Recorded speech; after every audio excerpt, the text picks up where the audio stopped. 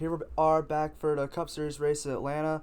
Getting ready to break this down. It's Saturday. The Xfinity race and the truck race are about to get started. Truck race in about an hour, Xfinity at 4:30. If you haven't already, go check out my Xfinity Series video if you want to have a good breakdown on that and try to make some money off that race today. But this is the big one for the weekend. The Cup Series race at Atlanta.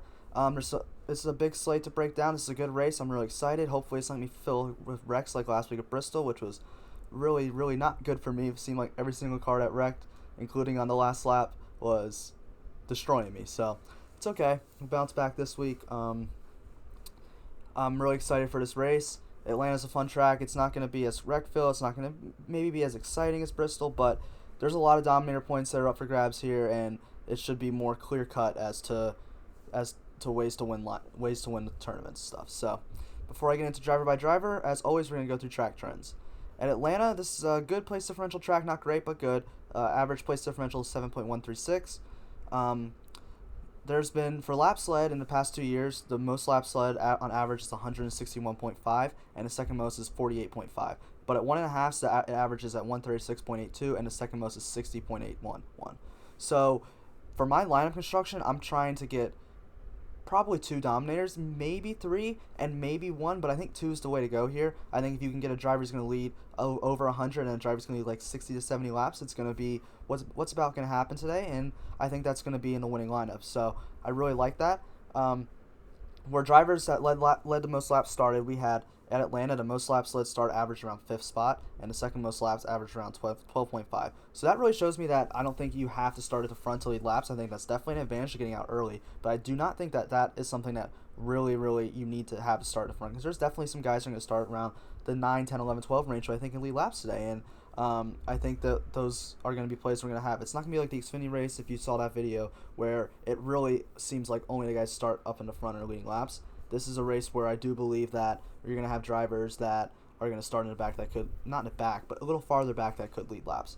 And you have 4 drivers who advance 10 plus positions on average in Atlanta. So for lineup construction, I'm trying to get 2 dominators and then 4 PD guys. Or even just guys that are too cheap, like we're going to talk about one driver who's ridiculously too cheap, that could just pay off the salary by not even getting up 10 spots. Alright, let's get into driver by driver. We're going to start off with the most expensive guy, and he's the most expensive guy for a reason. Kevin Harvick, best driver at Atlanta, honestly, by far, I believe.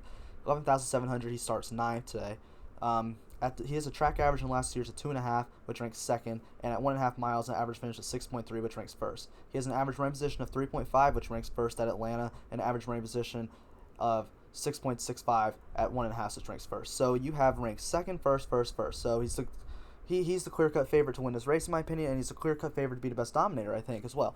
I know he starts 9th. He's probably not going to lead a very early portion of the race, but after that, once he gets out front, I don't expect him to go far back. Harvick's been one of the top 3 drivers in NASCAR this year, and now we're going to one of his best tracks, maybe his best track. I don't see why Kevin Harvick cannot be the dominator here, starting 9th place. He's most expensive for a reason. If you want to pair another dominator with him, it's going to be hard to pair someone like Kyle Busch, but you can get down to guys like Bowman, Keselowski, Truex that are cheaper, and you'll be able to pair him with them, and there's definitely good value to find. Coming into this race, he has an average finish of 6th in the last 5, average running position of 7.92 in the last 5, so he's been running well. You're going to want him to lead laps. He has PD upside too. He has that little bit of a floor. Harvick just seems like the best top-end play on the slate. I'm not going to tell you not to play Harvick. He's going to be chalky. People are going to play him. People know he's good at this track. People know he starts 9th. People know he's been good all year. People know he's one of the best drivers in NASCAR. So he's going to be played this week. But, it's hard to get away from him. So next up we have at 11,200 is Kyle Busch. And Kyle Busch will probably be lower owned than Harvick. And if Kyle Busch, I could see there's definitely a pass for Kyle Busch being the best driver, highest points guy on the slate. He starts 4th. That's a great spot for him to get out front and lead laps early, although that has not been a strength. Kyle Busch this year, it was at Bristol, but Bristol's like his best track. But other than that, Kyle Busch hadn't led any laps up to that point this year, or any green flag laps, other than Daytona. But he has been good at Atlanta. Hasn't been great, but he's been good. Average finish is 6.5, which ranks 6th. Average finish at 8.23 at 1.5, which ranks 4th. Average running position of Atlanta at 7.85, which ranks 6th. Average running position of 9.03, which ranks 4th at 1.5 miles. The 54.5 quality passes at Atlanta does show you that he's going to be up front the whole race. I don't see any reason why not. He's definitely a dominator potential guy, and he's been running really well. Maybe he hasn't been leading all the laps, but average finish at 3.33 in his last 5, outside that Charlotte race where he had the tire. He took that one out of the data. Average running position at 12.175 in the last 5, so that hasn't been as good, but the finishes have been there. So that's why it's a little scary for me maybe to have Kyle Busch as the dominator, but I'm definitely going to be playing Kyle Busch. I just don't – I don't really ever fade Kyle Busch. He's just that good, and he always has the potential to just explode. And he could definitely do this at Atlanta tomorrow. He's going to have to lead laps, pay off his salary. I don't hate Kevin Harvick and Kyle Busch pairing. There's definitely drivers that are cheaper that you can find that you'll be able to put in that lineup. I think they're good together. I think Kyle Busch can lead a bunch of laps. I prefer Harvick, but Kyle Busch will be lower owned. He doesn't have as much of a floor, but he definitely has the same amount of ceiling as Kevin Harvick does. Up next at 10,800, we have Denny Hamlin. He starts 10th. Hamlin at Atlanta, not one of his better tracks, but he's still been good. Like, he's going to get a top 10 finish. I just don't know if he has the upside for DFS purposes to really want to play him. He's got an average finish of 7.5, which ranks 7th. Average finish at 10.5 at 1.5, which ranks 10th. Average run position at Atlanta of 7.85, which ranks 6th. Average run position at 1.5, so 12.925, which ranks 12th. 57.5 quality passes is good. He will be running in the top 10 all day. I don't see any reason why not. He's been doing really well. Average finish of 2.66 in the last 5. Average run position is 6.62 in the last 5. He's been running well. He's a good play, but I just don't see the upside for him leading laps when you have guys like Harvick and Kyle Busch. I just don't think he's as good of a play. He's a fine play. I'm not going to tell you not to play Denny Hamlin because he always has potential to win. He has that floor starting 10th place, but not my favorite play today. Joey Logano starts 3rd, and usually Joey Logano starting 3rd, I'm like, all right, I can see him getting up front and leading all the laps early, but I think the guy starts on the pole is just going to drive away. We'll get to him. Logano at Atlanta hasn't been one of his stronger tracks. Average finish of 14.5 in the last 2 years. That only ranks 11th. Average running position at 8.772, which ranks 6th at 1.5. So he's been good at 1.5. 8th best running position at the track, and the 2nd best running position at 1.5. So the 1.5 he's good at, but Atlanta just has been one of his stronger suits. And coming into this race, he's been running well, but not great. Average finish at 10.75. Average running position at 8.08.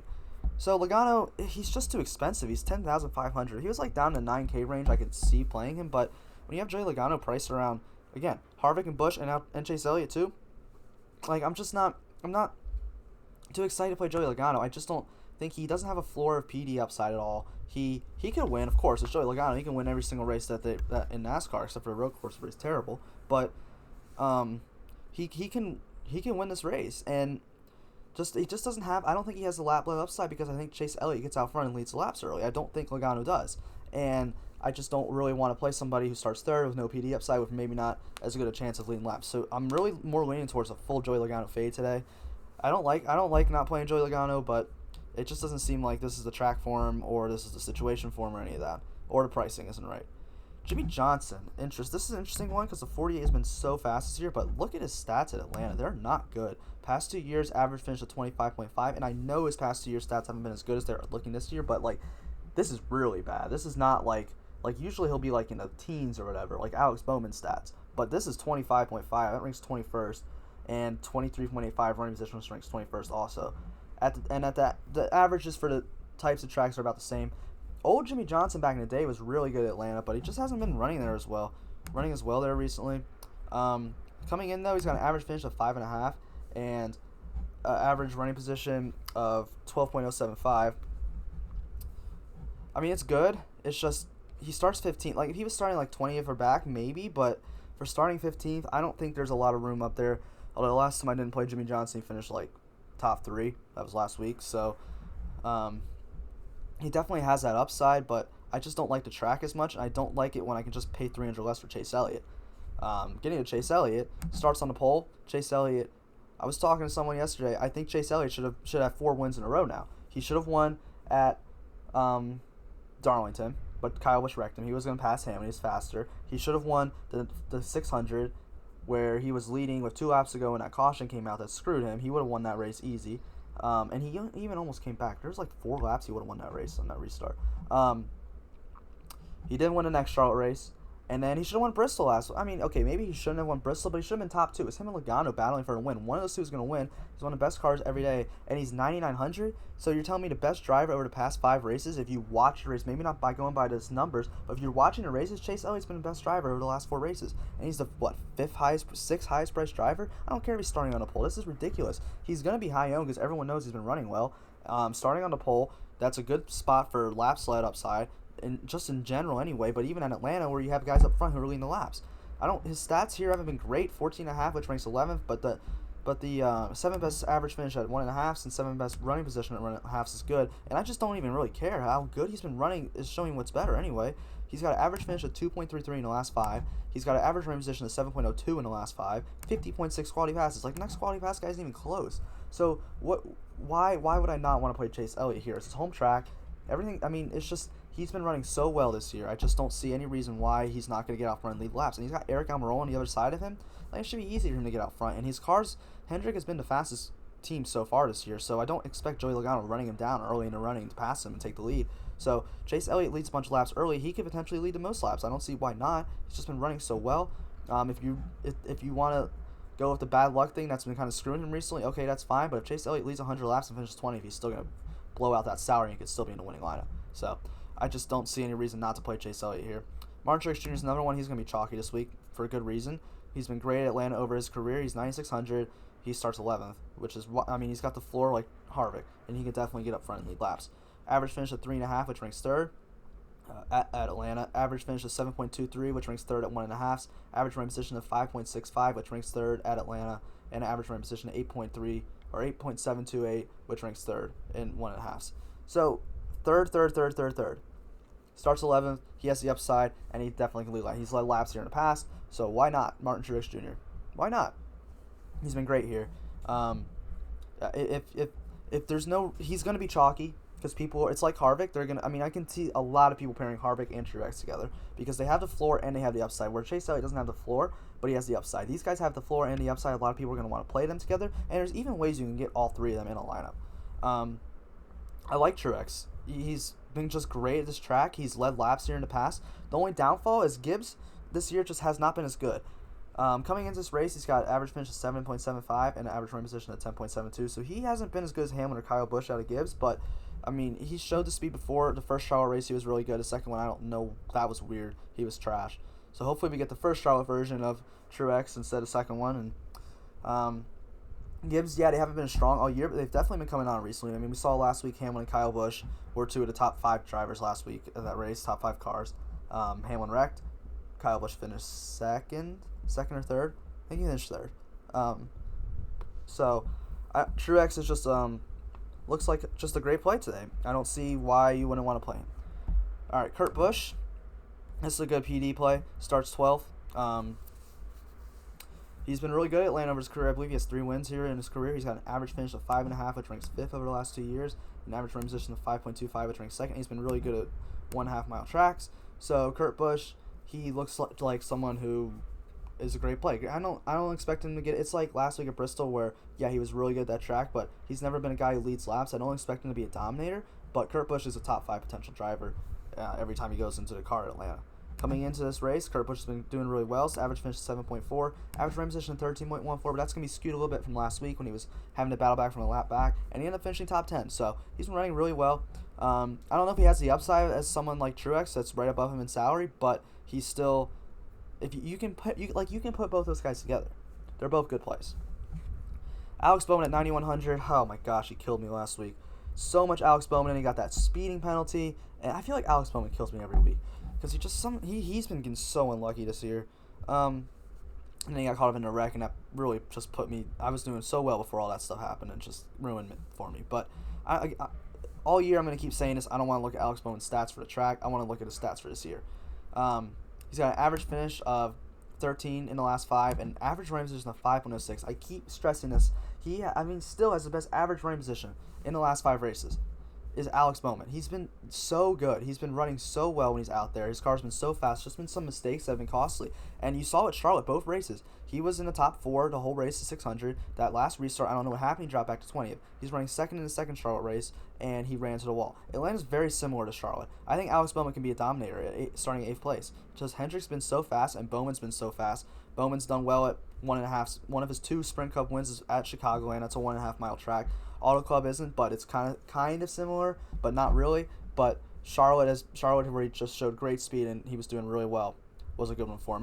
He's still only 9,100. Like, if Bowman could put together these finishes, he'd be up in the 10K range for sure, starting 8th. But because he hasn't, he's still at 9,100. And I still just want to pounce on Alex Bowman when he's that cheap, because I know that race where he doesn't screw up is coming, and I don't see why Atlanta can't beat that race.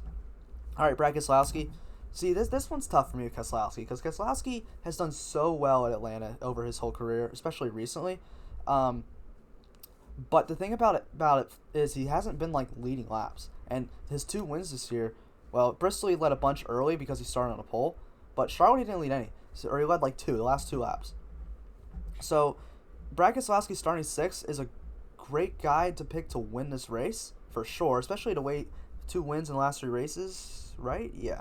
So he's a great pick to win, but he's a great pick to dominate. I believe he is. I just think he's been so good, and Penske's been fast this year.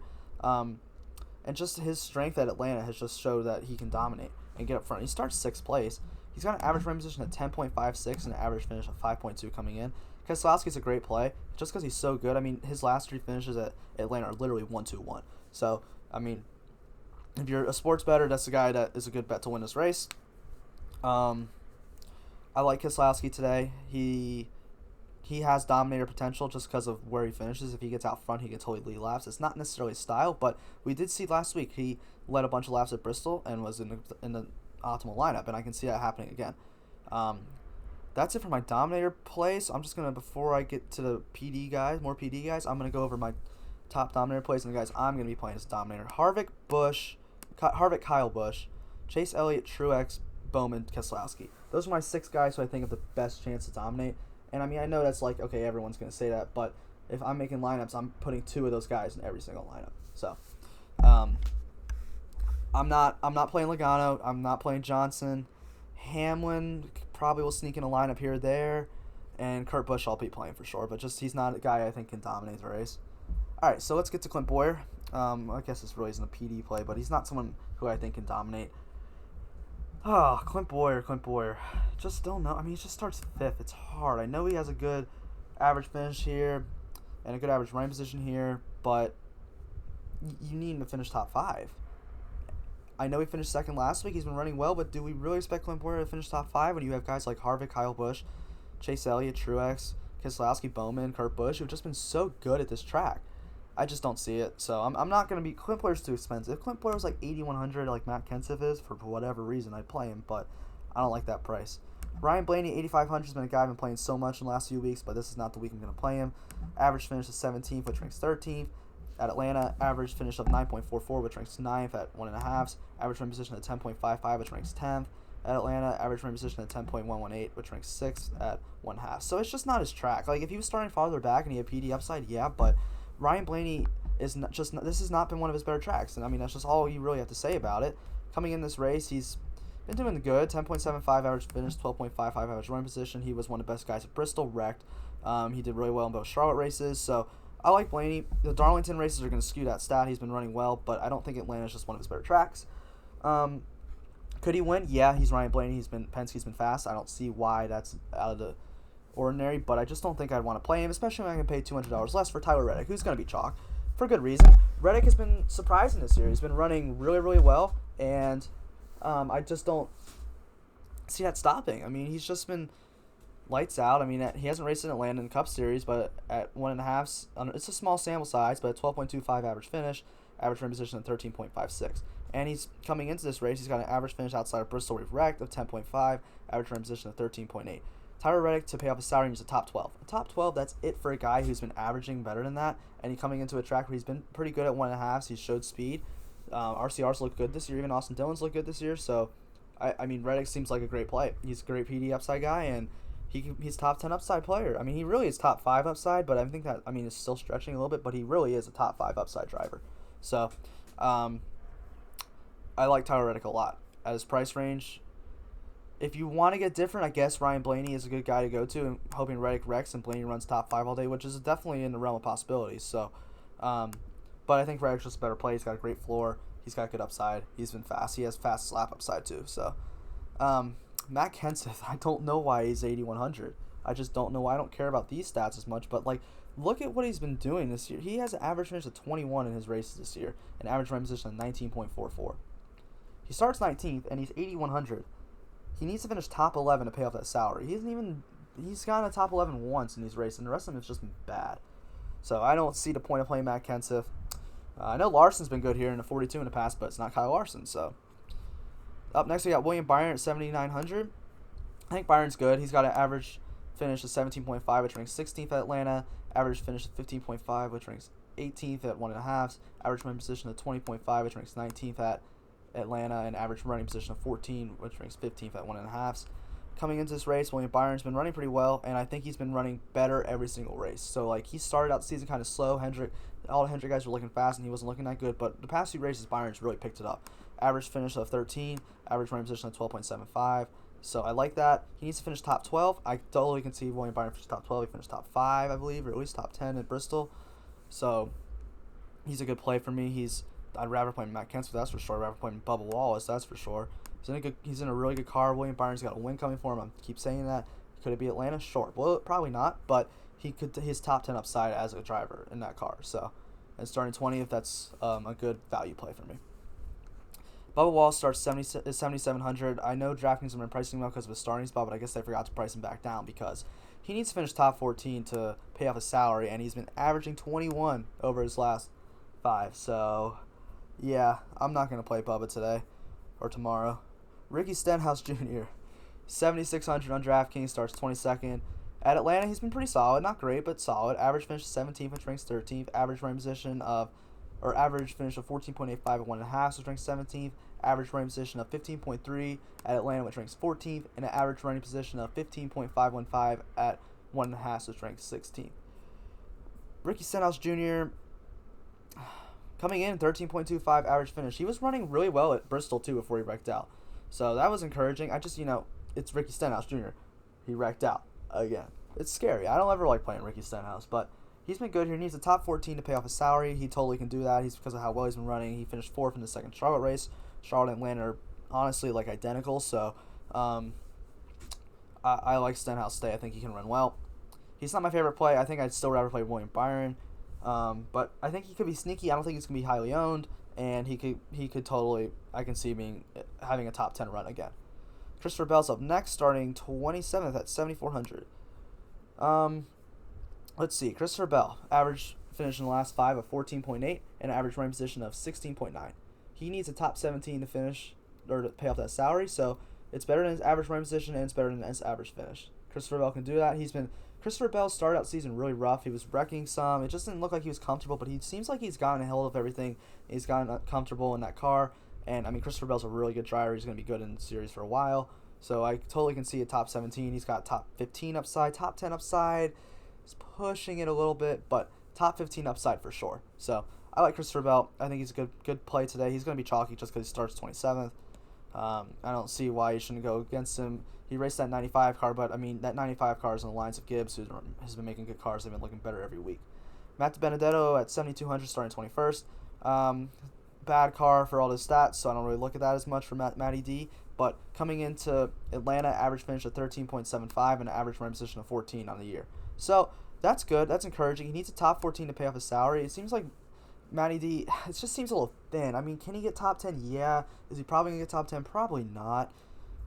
He can pay off his salary, but even that just seems a little hard to get to. I'm going to play Matt Benedetto because he's a good driver and a better ride than he's been in, and he's been looking pretty solid. But I think I'd rather play Belle. I think I'd rather play Stenhouse, too. So, in that same price range. But Matty D looks good. He's a good driver. I'm not going to tell you not to play him starting 21st. He only needs top 14 to pay off that salary. Definitely doable. And he's definitely got top 10 upside. So, Ryan Newman. I hate not playing Ryan Newman. I love playing him. He's always a guy I like to play, but he's too expensive at starting 17th at a track he's just not been so great at over the past 2 years. Average finish is 17.5, which ranks 16th. At 1.5, average finish is 15.625, that ranks 19th. Average running position of 18.05 at Atlanta, which ranks 16th. Average running position of 16.815, which ranks 19th. So, it's just not... Ryan Newman, it just doesn't feel like the track. He needs a top 9 to pay off that salary. And do I really think Ryan Newman's going to finish top 9? Probably not. So, that's pretty much all I got to say about Ryan Newman. I hate not playing him, but Daniel Suarez, I don't... Okay, here we go. Here's where I'm going to get into DraftKings pricing. I'm confused on what they're doing. Daniel Suarez is not good. He's in a 96 car. I know he starts 37th, but he's just not good. He's 6,900, And look, I have Aric Almirola, Erik Jones, and Austin Dillon all priced below him. Are you kidding me? Like, that's ridiculous. Don't play Daniel Suarez. I'm going to continue to say don't play Daniel Suarez. I know he did good last week, but he still wasn't even in the optimal lineup. So don't play Daniel Suarez. Aric Almirola starts second. Aric Almirola's good here. I mean, look at he's done well over his career. He has good stats here, but he starts second, and I don't expect him to hang around there all day. He's just not the guy to look to play here. Erik Jones. This is the guy I was talking about. It's just ridiculously too cheap. He's cheaper than Daniel Suarez, but he's also cheaper than Aric Almirola, Ryan Newman, Matt DiBenedetto, Christopher Belle, Ricky Stenhouse Jr., Bubba Wallace, William Byron, and Matt Kenseth. I don't get it. It makes zero sense. Before I even get to his Atlanta stats, he's been averaging 7.25 average finish and average run position of 10.55. Like, you look at the stats compared to all those guys I just mentioned, and, like, he's so much better than all of them. It makes no sense. And it's not like he's starting third. He's starting 14th. In Atlanta, he's been good. He's got an average finish of 9th, which ranks 8th. Average finish of 8.31 at 1.5, which ranks 5th. 5th best average finish at 1.5. Average run position of 14.65 at Atlanta, which ranks 13th, and an average run position of 11.655, which ranks 9th. And here's the real kicker. Erik Jones needs a top 12 to pay off his salary. Top 12. I mean, that's just, as long as he doesn't wreck, it's kind of a given. With the Gibbs car, he's a good driver. He's been averaging average finish of 7.25. He's been running really good recently, ever since we came back from Corona. So, and he has 51.4 quality passes. It's the most in the field. I don't get the pricing. It makes zero sense to me. Zero. He's going to be chalky again. I mean, he was chalky last week when he was cheap too. He was cheap too last week for no reason. I'm going to play him in a ton of lineups. I mean, I just don't... There's no way for me to really say that Erik Jones is a bad play here. He's a great play. He's going to be a huge value. He has top 5... He has winning upside. Like, Erik Jones is in that Gibbs car, and he's run well, and he can win the race. He probably won't, but he could totally finish top 5. Easy top 10 upside, and really good chance of a top 5 upside again, just based on the way he's been running too. So, Erik Jones, good play. I don't get the DraftKings pricing. Now, Erik Jones is going to be chalk, so if you want to pivot off Erik Jones, I think Austin Dillon's a good play. Starts 16th. He has an average finish of 17.5, which ranks 16th at Atlanta. Average finish of 13.944, which ranks 16th for 1.5. Average run position of 19.3, which ranks 17th. Average run position of 16.25 at 1.5. But honestly, that's good and all, but like, he's been running well this year. That's what's important to me. That's back when he has been running terrible in the past few years, and RCR hasn't been good, and he was still doing good at that track. Now, coming into Atlanta, where this year he hasn't past 5 races, average finish of 11.8 and an average running position of 13.2. He needs a top 14 to pay off that salary. Tell me Austin Dillon can't pay it off. I cannot believe I just said those words. But yeah, he can pay off that salary. He has top 10 upside too. He's not going to win the race. He's not going to lead any laps. But he could get into the top 10, and he only needs top 14 to pay off that salary. So if you want to pivot off Erik Jones, there's your pivot. Because Dillon, like, if Erik Jones wrecks and Dillon doesn't, Dillon's going to pay off that salary, and he's going to be in all the winning lineups. So good pivot off Erik Jones. I think both are good plays. I don't want to hate playing both of them in the lineup. Austin Dillon 100% will be lower owned though, just because he's not as big of a name. But I like the play, and I still don't. Why is Daniel Suarez more? Whatever. Ty Dillon starts 28th, 6,300. Good play. I mean, he's just thin. He needs a top 20 to pay off the salary. Average finish of 22.5 in the last 5. Average run position of 24. I don't really see Ty Dillon getting that top 20, so I'm probably not going to play any of him. Ryan Preece starts 29th, 6,200. He's been running well this year as well. Average finish in the last 5 at 19.5. Average run position of 21.25. He's a top 21 to pay off the salary.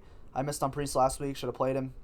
But still, it goes back to the same thing. Like, he feels thin to me. I don't see upside for top 15 with Ryan Preece. Can he finish 21st place? Yeah. He'll pay off the salary. Yeah. But, I mean, what if Ryan Preece pays off the salary, but Cole Custer pays it off, but Cole Custer gets 18th. He's going to destroy him. Like, it just doesn't, it feels thin for Ryan Preece. He's fine play. I'm not going to tell you not to play him because he's got pretty good path to paying off the salary, but I think there's just guys I'd rather play. I'll be playing some, but he's just not my favorite play. Cole Custer starts 31st. Cole Custer coming into this race, average finish of 20.75, an average running position of 21.55. He needs a top 22 to pay off a salary. again, just like Ryan Preece, totally doable. He's in a better car than Preece. He's in that Stewart-Haas engines. Hopefully he won't wreck out. He's going to be chalky because he starts 31st. He's a good play. He's too cheap. For someone starting, I mean, the way that Draftkings has been pricing the salaries. Okay, see, if you're going to make Suarez 6,900, make Cole Custer like 65 or 66. Honestly, make him more than Suarez. He's better than Suarez. So, I digress. But Cole Custer's fine. Good play. I'm not going to tell you not to play him. He looks good. John Hunter Nemechek, this one's interesting to me. Starts 18th, so it's hard. But John Hunter Nemechek's been running really, really well. He's been running better than Custer in a not as good car. Average finish of 12.66 and average running position of 17.7. Needs a top 16 to pay off the salary. It's scary because it's John Hunter Nemechek, right? Like, and he's in the front row motorsports team, but like he's been running so well. If you're playing cash, I'm not telling you to play John Hunter Nemechek by any means. I don't suggest that, but he's got tournament upside. I mean, look, he legitimately is top 12 upside. So he is top 10 upside possibly. So I don't hate the play. He's not my favorite play, but I don't hate it. Chris Buescher starts 13th. He has been the biggest letdown in my opinion this year. He's went to a better team, and I thought, oh great, Chris Buescher's gonna have a good year. I was wrong. Now he's 5,900 on Draftkings, but he's been running so bad. I mean, coming in, he's an average finish of 19.5 and average running position of 22.8. He's top 13. Needs to stay where he's at to pay off that salary, but he just has not been doing that this year. He's been pretty good at Atlanta in the past. He's got an average finish of 17, which ranks 13th, but I just don't see where it's going to happen. Corey LaJoie starts too high for me. And then the last guy I'm going to talk about, who I think Draftkings just kind of forgot to move his price back up. Michael McDowell. He starts 36 and he's 5,200. Like, they have him priced around all these other guys that aren't going to do anything, that run around the back. Sorensen, McLeod, Hill, Half, Smithley, Poole, Bilicki, Yaley, and Gase. All they do is run around the back. Michael McDowell doesn't do that. He's on the front row motorsports team with John Hunter Nemechek. At Atlanta over the past 2 years, average finish of 24th, which ranks 20th. Average running position of 23.0526, which ranks 29th. Average running position at Atlanta 27.3, which ranks 25th. And an average finish of 1.5, 23.16, which ranks 27th. So that's, I mean, it's not good, but for 5,200, he needs to finish top 27 to pay off that salary. None of those numbers were below 27. So, like, why? I don't understand what Draftkings is doing. And even coming in, like, I saw that, and I was like, okay, maybe Michael McDowell just hasn't been running well this year. But no, the last 5 races, an average finish of 19.4. Like, I just don't see the reasoning for not playing Michael McDowell. He's a good play, and he's too cheap, and he's going to be chalky because people are going to realize that. But you can fit, like, you can legitimately fit Harvick, Harvick, Elliott, Truex, Michael McDowell, and find 2 guys, and like Erik Jones, and then find 1 other driver. I don't know. Draftkings making the lineups easy this week. It'll be interesting. But that's really all I got for this. My favorite dominators, as I already said, are Harvick, Busch, Elliott, Truex, Bowman, Keselowski. My favorite PD upside plays are Tyler Reddick, Christopher Belle, Erik Jones, Austin Dillon, and Michael McDowell, and Cole Custer. So, those are how you're going to make your lineups. I hope you guys really enjoyed this video. If you wouldn't mind leaving a like and a subscribe, maybe a comment or 2, turn on those notification bells. All that stuff really, really helps me out. If you want to follow me on Twitter, I post information. I tweet during the races. If I don't get a chance to make a video, I post my picks on there. But hopefully after this week, I should be good making videos for a long time. So hours should be going down work. Hope you guys really enjoyed this. I hope you guys all have a great day. Hope you guys do well. Hope you guys make some money on Xfinity and Cup Series. So good luck to everybody. Thank you.